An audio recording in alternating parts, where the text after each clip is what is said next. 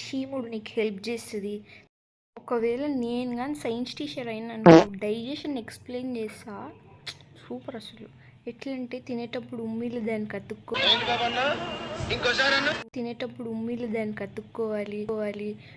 ఇట్లా food pipe ఫుడ్లో ఇట్లా పోతుంటే నీ చీముడు నీకు హెల్ప్ చేస్తుంది. తర్వాత ఇట్లా కడుపులోకి పోయినాక బాత్రూమ్ యాసిడ్స్ రిలీజ్ అవుతుంది. ఇట్లా వామిటింగ్ లెక్క అవుతుంది. ఆ వామిటింగ్ తర్వాత స్మాల్ ఇంటెస్టైన్లో పోతుంది. తర్వాత ఆ వామిటింగ్లో నుంచి న్యూట్రిషన్స్ తీసుకుంటుంది.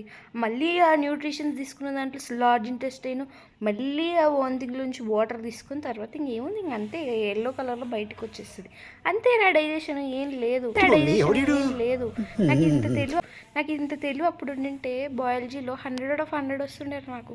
అంతే. ఇప్పుడు నువ్వు నా ఛానల్కి సబ్స్క్రైబ్ చేయలేదు అనుకో, నిజంగా నీకు పొద్దున రాదు. నీ కర్మ పో.